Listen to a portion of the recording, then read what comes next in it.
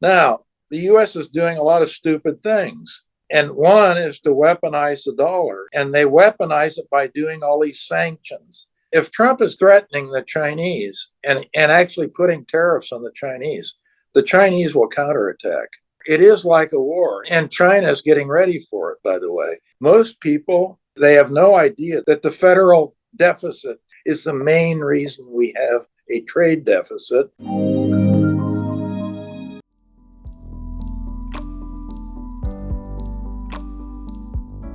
High tariff policies or protectionist policies in general, I'm totally against them. I was one of President Reagan's advisors in the early 1980s. And my position at the President's Council of Economic Advisors, as well as the U.S. Treasury and the Office of Management and Budget at the time, as well as Reagan, by the way, we were free traders. That means against tariffs, against quotas, against sanctions, all of these interferences against. So that's my position. But I think policies that the U.S. has engaged in actually have been very damaging to the U.S. Now, let's go fast forward to Trump. He thinks if you restrict imports coming in, that is a benefit to the United States, and there's an equal cost to China or whoever you're restricting to send their imports in. That's Trump. He's thinking in a completely different way. And now he says that he wants to use the threat of tariffs and quotas as kind of a club to beat up on other countries, whether it's, let's say, Mexico and Canada. So this is a bad thing economically, that using tariffs as a club, but it's also diplomatically a bad thing because it's not how you win friends and influence people. If Trump is going to China and meeting Chairman Xi, and he's got a club and he says, look, I want China to do something, and if you don't do it, I'm going to put tariffs on you. This is not a good way to proceed. And it will lead to counterattacks, because if he's threatening the Chinese and actually putting tariffs on the Chinese will counterattack. It is like a war, and China is getting ready for it, by the way. And I think China has plenty of ammunition. They have rare earths, they have critical materials, they have all kinds of things that they can do. Remember, Deng Xiaoping had this famous line. He said, OPEC has oil, China has rare earths. Chinese dominate the know-how and knowledge in the three M's: mining, metallurgy, and material science. And many people think, for example, that rare earths just something in the ground and you get them. No, you have to process these in very complicated chemical processes. Well, the Chinese are way ahead in all of these things. So the knowledge and know-how, it's all in China. And the Chinese have been well aware of this for a long time, to counterattack, which I think would be bad, obviously, for the United States. I think it'll also be bad for China. These trade wars aren't a zero-sum game or a positive-sum game. They're a negative-sum game. Both sides lose. Trump is a mercantilist. He's not a free trader. The mercantilist thought that whenever a country had a trade surplus, that somebody else was incurring a deficit of the equal amount, and therefore it was a zero-sum game. The benefit was offset by a cost that was exactly the same. So the mercantilist always wanted to be positive. They wanted a positive surplus, exporting more than they were importing, in short. They think that a country is the same as operating a business. Businesses operating on a profit and loss system, they look at the amount of revenue coming in, that's a positive, and the cost going out, that's a negative. So it's what they call a fallacy of composition. And the fallacy of composition is that you look at the individual business, for example, and expand that idea into the country. You aggregate it up. So trade clearly is not a zero-sum game. What actually creates trade imbalances? That's what we have to get our heads around and understand. It's all because we have a fiscal deficit and deficiency at the federal and state and local level in the United States, the government. I'd recommend actually an article that I wrote with Ed Lee. It's called The Strange and Futile World of Trade Wars. We go through the standard identity in economics is savings equal investment. And if savings is less than investment for the economy, you have a trade deficit equal to that differential. If savings is exceeding investment for the economy as a whole, then you have a trade surplus. So why does China have a huge trade surplus? It has nothing to do with exchange rates, trade policy, any of the things that you read in the newspaper. It's simply because the Chinese save way more than they invest. Now, what about the United States? Ever since 1975, the United States has had a trade deficit. Every single year, they have a trade deficit. And the reason for that is because the savings in the United States are deficient. They're much less than the investment that's going on in the United States.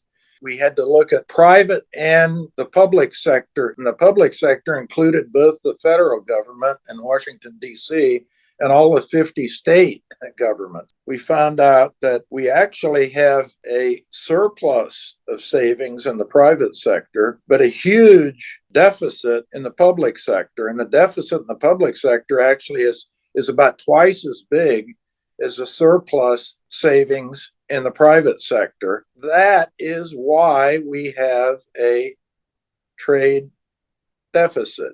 That's not a problem. It's not a problem at all because the U.S. can easily finance that and borrow very cheaply to finance it because, of course, we've got the world's greatest currency is the U.S. dollar. And we can borrow almost unlimited amounts for low interest rates. And we've been doing that. And so that's how we finance this. And so if we wanted to change policy in the United States, this wouldn't be a good idea, by the way.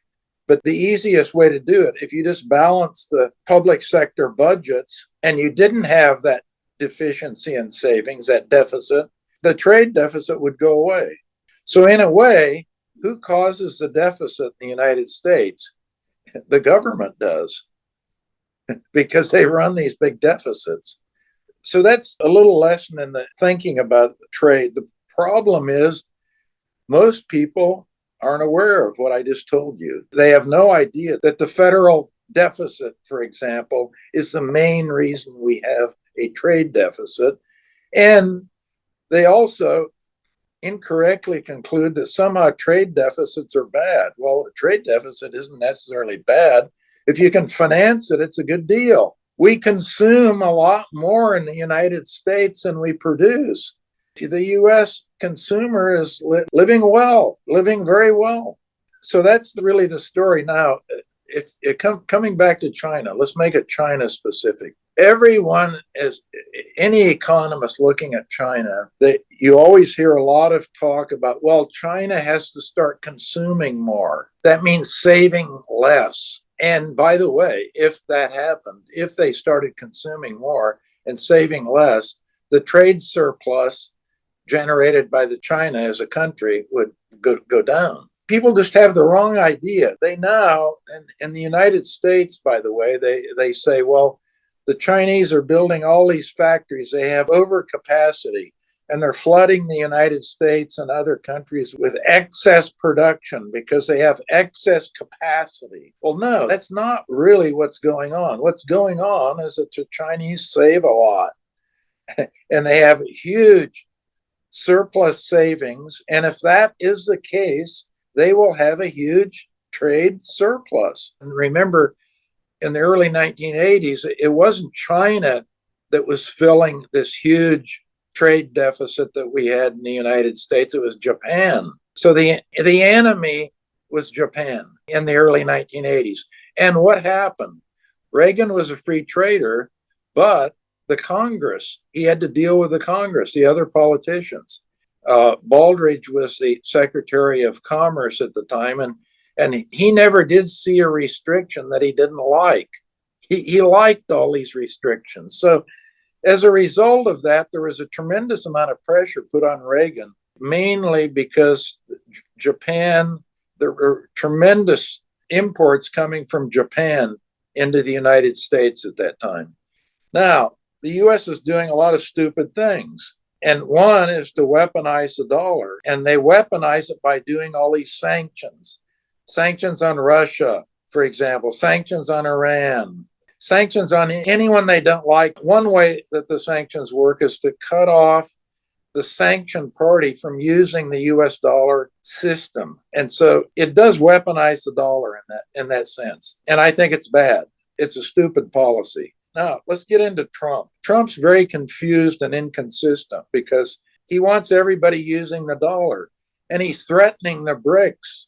If they don't use the dollar, he's threatening them, you see, with a club. He's got the tariff club he wants to hit them with. So that's one side of Trump, but he's pro-dollar, but also he's negative dollar because he wants to keep sanctions. He claims he's going to have even more sanctions on Iran. He's very pro cryptocurrencies, and that's a negative for the dollar. Like many of his economic ideas, there's an inconsistency there. If you weaponize the US dollar, you weaponize anything denominated in US dollars, like US Treasury bonds. This is one example because it makes people a little anxious. If you weren't weaponizing, people would be willing to hold those bonds and even hold them and receive lower interest rates than now. Now they demand a little higher interest rate because there's more risk. Maybe the Chinese have decided, well, maybe good idea to sell some of those bonds because we don't know what the U.S. might do to us. Deficit and debt are a big problem. They are not sustainable. And if something isn't sustainable, it will stop. So that will be corrected. Either the U.S. will have to slow down government spending and not spend as much, or increase taxes, direct taxes, or increase the inflation tax. Those are the only three possible ways that you can stop the deficit. But the dollar is going to remain king. You just can't knock the king off the throne easily. As you can see, if you go back 2,500 years, you only have 14 kings. So they don't change very often. It's very hard to change them. So that's the background.